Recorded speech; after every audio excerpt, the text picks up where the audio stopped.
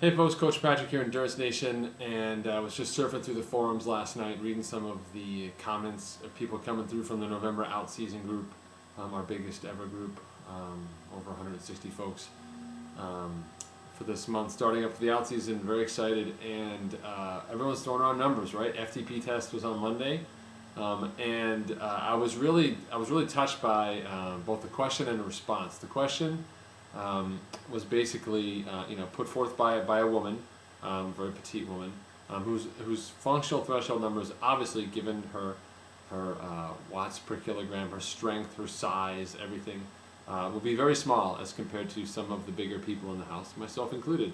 You know, I'm 6'2", 185 to 90 pounds, depending on the day, and as a result, my numbers will be significantly higher than hers. And she sort of put it out there, I haven't fully done the numbers, the math yet, but my numbers don't look so hot compared to everybody else's numbers. What's the story?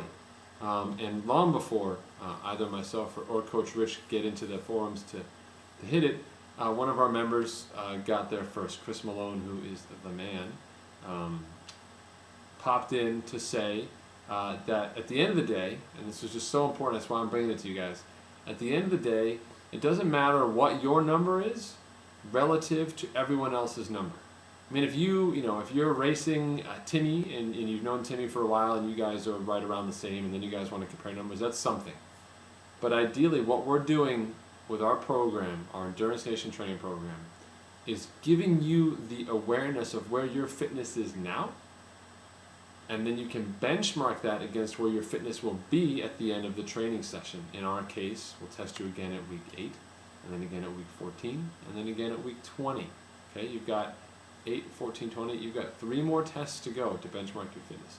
And as Chris pointed out in his post, what we're looking for is your percentage of improvement.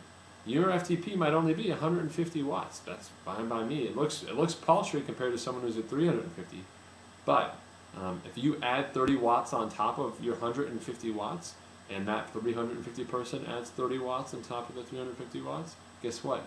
You win. You're fitter, you're bigger, you're stronger, and that's what we want.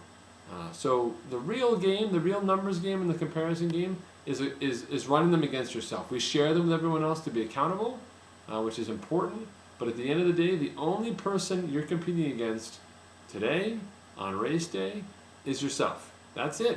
There's no one else you're competing against. You use everyone else as a carrot or as a stick to get you motivated, but everyone else is more interested in how you're doing relative to your old self. I'm impressed that you put up 280 watts, but I'm more impressed when you put up 300 watts on top of that 280 than I am about your 280 or about your 300.